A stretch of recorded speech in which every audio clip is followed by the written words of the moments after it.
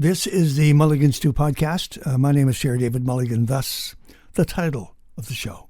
Unfortunately, it's the same title for the YouTube channel, the Chair David Mulligan YouTube channel, and Mulligan Stew on CKUA Radio. We have a special guest for you. Many of you got to see and experience Robert Finley, our guest coming up right now, from the U.S., Bernice, Louisiana. He wanted to be a guitar player, he wanted to be a singer. He was 62. He lost most of his vision when he released his debut album, Age Don't Mean a Thing, in 2016. But a year later, we're going to tell you what happened to his life after that. And he eventually was introduced to Dan Auerbach of the Black Keys. He had no idea who Dan Auerbach was, or the Black Keys for that matter. And now they've done 3 albums together. His latest is Black Bayou, and he was one of the stars of the Edmonton Folk Festival. I'm Terry David Mulligan, Mulligan Stew, CKUA Radio, and the Mulligan Stew podcast. I finally tracked down Robert Finley, but I had to wait for him to come to the Edmonton Folk Festival to find you. Hello, Mark. So good to see you sitting across a table from me and not on YouTube or on a phone or something. You know I have to touch on this base to get to the music, but this is how it works. In 2014, if I've got it correctly, you lost your sight to glaucoma, most of your sight. And as you said that time, I'm not going to have a pity party, I'm going to get at it. A year later, you invited yourself to the King Biscuit Festival in St Helena, Arkansas. And you got into a jam, you've been literally discovered by the Music Maker Foundation, and they came to see you busking in the streets. A year later, when you lost your sight, what happened to you to make you want to go and jam a year later? A friend of mine used to let me play at his club. He had a crawfish place, and they were paying the bills, but I was like, when there's no crawfish, there's no business. So like, what am I supposed to do between crawfish seasons? And so he was like, well, why don't you come go with me to the King Biscuit Festival? Say they'll like you down there. So I didn't have anything else to do. So he said, later if you want to go, be at my cafe at 4 o'clock in the morning. We pulling out. And so when they got there, I was sitting in the parking lot. So I parked my van and put my suitcase in the RV with the workers, and got in the truck with Tom, and he had a driver driving him. So me and him and the driver, we drove to Helena. And when I got there, I helped them set up their tent. What a little bit of help I was, and then once they did that, I just started to walk and look and watching other people set up. And when did you busk, inside or out? Outside. Outside. And what happened were his daughter, they had told me that I couldn't bus without a busting permit. Sure. So, but his daughter had heard some guys talking about a jam session, and I knew at a jam session anybody can play. Sit in. And so when I went and talked to the guy that was over the stage, talked to the stage manager, and the guys told me, he said, if you find out who this guy is, he said, if you find him, he decides what goes on the stage. And so when I went to him, I just told him, I said, hey man, I know you don't know me and I don't know nothing about you. I said, but I sure would like to rock this crowd. And he was like, what do you mean? I said, I like to perform. He said, well, what do you do? I said, well, I play guitar and sing. He said, you got a band? I said, not with me. I said, no. So he was like, well, you think some of these guys would play with you? And I was like, I'd rather they didn't. And he said, why? I said, because I got my own style of music. I said, if I mess up this opportunity, I say, I want it to be my fault and not because someone playing something that is not in the song. I said, I don't want them to have to learn it on stage. And so he says, well, he said, well, I said, if you give me a chance, I said, I think I'll do all right. He took it. And so he says, you know what? He says, you got a lot of guys that come up. Nobody never did this before. He said, so I'm going to tell you like this. He said, this is a tough crowd here. He said, so either you're gonna be discovered or you're gonna be the laughing stock of the festival. I said, well, I'll just take my chances.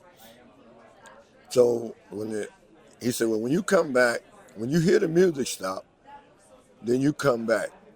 He said, we got some things to go over, but when you hear the music stop, say you come back.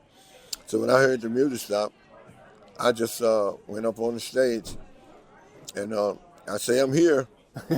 He said, well, you don't need your stuff. I'm just going to plug your guitar in. And so he didn't know anything about me, so he says, well, you Robert Finley. He says, and all I can do is tell the people who you are. Yeah. And so he gets on the mic and he says, ladies and gentlemen, we're getting ready to start our jam session, but it starts in about 10 minutes. Say this guy, Robert Finley, is going to sing you a couple songs while we wait on the bands to get here. And so I started to do I had wrote a song called I'm Gonna Buy Me a Bulldog to watch my house when I'm not at home. So I didn't see nothing with my own eyes, but I believe something funny going on, you know. And so the song kind of is it's a Delta blues, but it's a comedy too, because it's the lyrics of the song. If the voice don't get you, the joke will, you know. And so I took a chance on it. And, Did they like it? Did they like it? Oh, they loved it. They loved it. When I first started singing, it wasn't anybody out there. It was just a big open space because it wasn't time for the jam session to start. And so I started to singing, and people started to come in from around the corners and out of the woods, and everybody was coming to see who was it. And so by the time I finished the song, I had a pretty good little crowd, and so he told me to sing another one. So he said, go ahead, sing another one. I think they like you.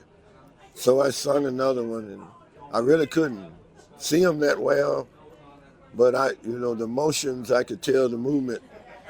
And so after about the third song, then I started to hear this loud applause. And so I was like, nice.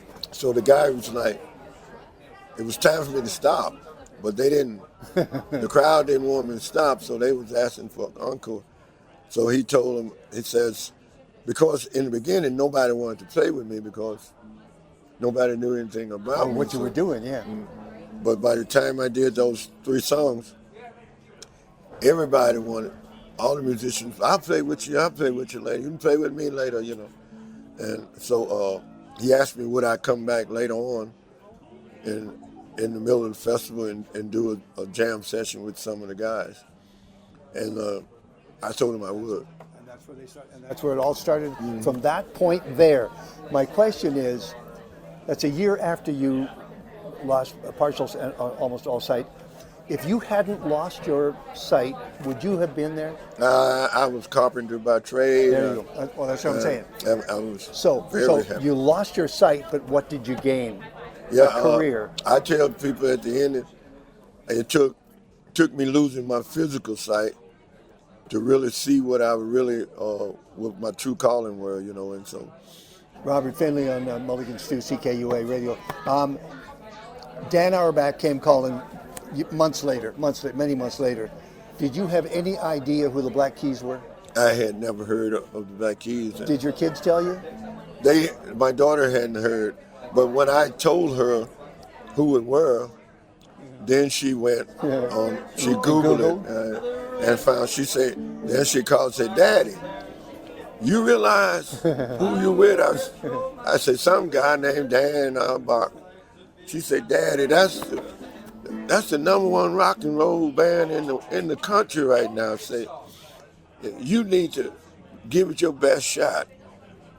So he said, you finna be a rock star. I said, yeah, right. I said, oh yeah, right. I've walked these stages and these grounds at Edmonton Folk Festival and other folk festivals, and I can see and tell that each of the artists on stage brings music not only about themselves, but about where they came from. You came from Louisiana. You are Louisiana. When you go out on stage here, what part of Louisiana goes with you? Oh, basically my childhood. because I'm living my childhood dream, and I get to tell, like 10 years ago, nobody gave the heck who I was or where I come from. But now the whole world wants to know more and more about my upbringing and my childhood. I think it took the hardships, to really be appreciative. And I tell people now, people like, why you wait so late in the game? To be honest, I wouldn't even be doing it now if hadn't been for the blindness.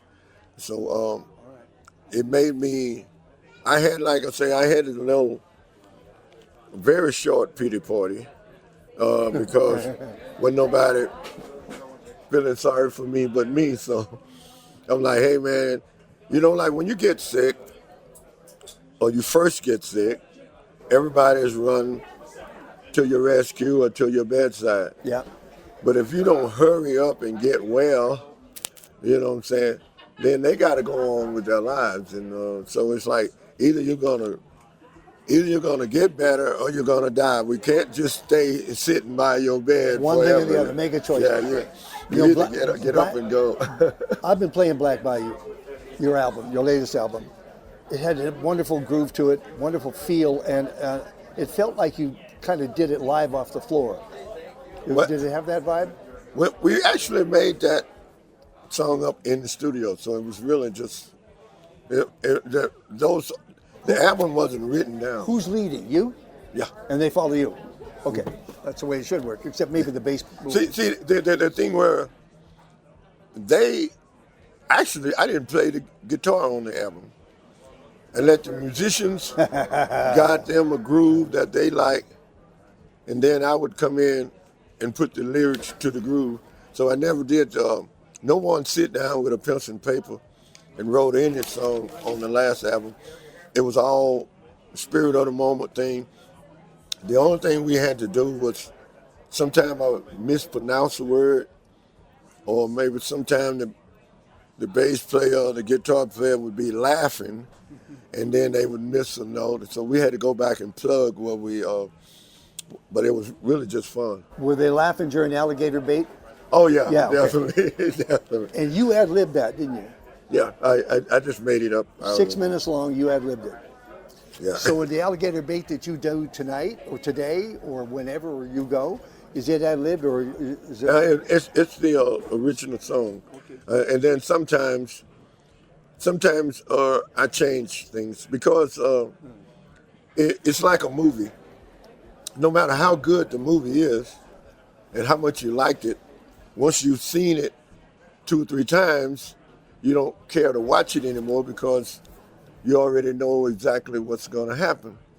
So even with my band, they never know exactly what I'm going to do because I don't like to rehearse. I like to do the sound check and then do the show because I feel like the rehearsal is a waste of talent. And then I had friends that love to rehearse, and then when time to do the show, their voice is gone because they've hollered at rehearsal and gave all their talent. Then when time to actually do the show, they've run out of wind, or they're starting to get hoarse. And so even with the Black Keys, when I toured with them, I never did. All I wanted to do was a sound check to where I can hear the music in my monitor that I want to hear and hear myself. Exactly. And then, so maybe one song at sound check, and I'm gone.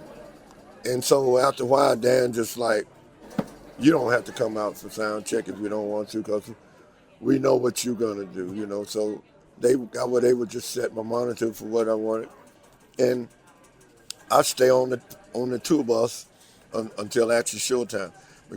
And I think another thing that helped me a lot is I try my best to stay humble and focused. And real.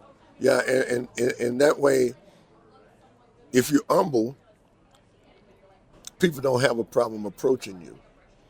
And if you stay focused on what you're doing. See, like, as long as I can take this hat off and put it back on my head the next morning, then my head didn't swell overnight, and then I don't get the big heads, because some people get arrogant.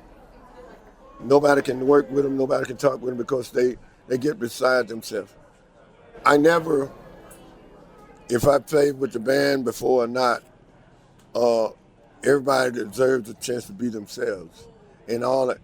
And my, I had young musicians be like nervous and stuff. I'm like, hey man, we got one thing that's mandatory that you must do. And I said, what's it? You got to have fun. So if you're having fun, it spreads. People around you will have fun. But if you're looking at each other nervous, I say, the audience picks up that. I say, if you make a mistake, smile. They'll smile with you. Yeah, if you smile, they'll smile. But if you frown, they'll frown. All right. So if I go to dancing, then the audience will dance. And so I realized that it was pretty much, you have to take control of the stage. In other words, and you do. Yeah, because this is my hour, or this is my 40 minutes or whatever, and I follow no rules. Because I can't let someone else tell me how to be me. Yeah. And so my manager doesn't bother me, my producer doesn't bother me. Their job is to get me there, and I'm like, I just show up. Just get me there. Just get me there, don't tell me what to do. You used to do the James Brown. Do you still do the James Brown? I do a little bit. Can you do that? Oh yeah, I can. I used to do the James Brown. Really used to love to do it. You wore out your shoes. Yeah, I got many. I got a fence in front of my house with boots on the top of the pole, and that's my way of saying I'm hanging up my boots. So the neighbors come, and everybody comes, and they take pictures and video the boots and stuff. But I'm like, every time I wear the bottom out of a pair, I just want to see you do the James Brown. I just want to see it. I'd love to see that. Well, they don't allow me to do the split and stuff because no. Because you might not get up. Yeah, well, the danger of not when I go on stage, I'm limited to where I'm placed to a spot, and I know how many steps I can go to the right. I know how far I can go to the left. I know how many steps I can take forward or backwards without hitting anything or bumping into anything. And that's my daughter constantly. She's always managing to make. So when people see me dancing, they were like, he's got to know where he's going. He's got to. And then when you point at people, and then they just assume you see them, but I really don't see. All I see is movements. When you go home, do you still drive to the store and back? Sir? You still drive to the store and back? At home. Because you know where you're going. Yeah, and then, see, I have what you call television, and I can see way down the road. I just can't see what's right there. But I'm the only person in that little town that owns limousines. And so when they see a limousine coming, they just normally give me the road. They politely pull over. You're in Canada now, Robert. Does this feel any different? No, because the people speak perfect English, and I can understand what they're saying, and they can understand what I'm saying. So I've been to Canada before. I did travel here with the Music Maker Foundation. I traveled over here a couple of times with the Black Keys and Dan Auerbach and the Black Keys. So I'm pretty well known in Canada, but I never did this particular. When I was coming before, I was doing clubs, and I think I did an arena with the Black Keys. But this is an adventure. You're on an adventure. I don't know where it ends. I don't know how it ends. But you must be having the time of your life.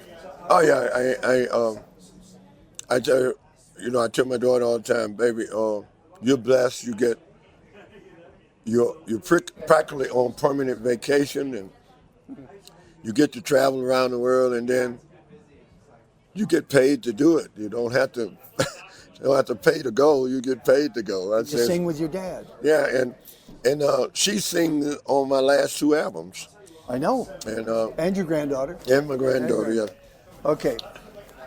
One more thing, just about busking. I'm doing a busking special. I'm fascinated by buskers.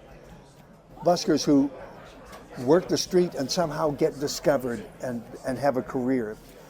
How long did you busk? Oh, man. Well, in Helena, that was my first time doing it. I was just having fun. I really wasn't expecting to do it, but when I came off that stage from that jam session, the guy that was over the busting said if I wanted to bus, I could bus in front of his store. Did you like it? Oh, I loved it. I loved it because I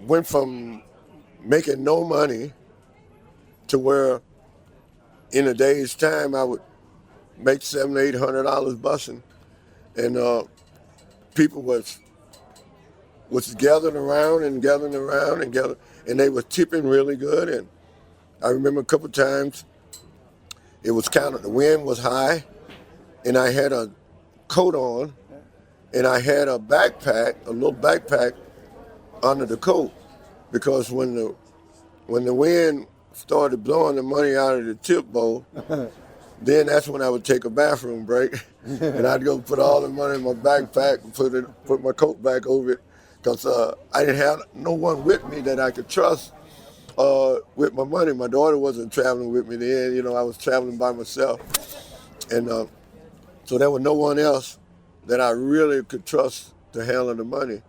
So I just had a little backpack, and when I got to the hotel, I counted out $700. I'm like, wow, I'm going back tomorrow. Wow. So yeah. It made you a better performer, though. It really did. It made me pay more attention to what I was saying. In other words, I would just say anything for the laugh, but then I found out people, they want the story. And then they take you serious when you're just joking. And as a matter of fact, the alligator bait was really just a figment of my imagination. One of the most requested songs for encores and stuff, but it was just a figment of my imagination, the way I saw it, and I got to tell the story. I didn't really think they was going to put it on the album. I thought it was just going to be something we laugh about in the studio, and everybody had so much fun doing it. Then I wind up being the last song on the album. Here's your last question, Robert Finley, and this is that. I want you to talk to the audience out there, especially young performers who are, and I know I can see them, I can hear them, who want to get where you are, and they want to know how that works. Just give them 60 seconds of. The first advice I would give to anyone: be yourself. Don't let nobody else put doubt or discourage you. You got to be yourself. Number one, a winner is the one that never quits. But remember, the quitter will never win. So if you stay focused and stay humble and treat everybody else like you like to be treated, and the rest is pretty much history. If you believe in yourself, then you got to make a believer out of everyone else. So it took me 63 years to even get a shot at this. And so out of 63 years,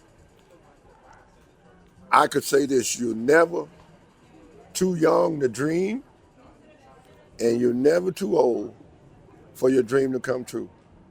So hold on to your dreams. That would be my advice. Thank you. Thank you, Robert Finley. Thank you.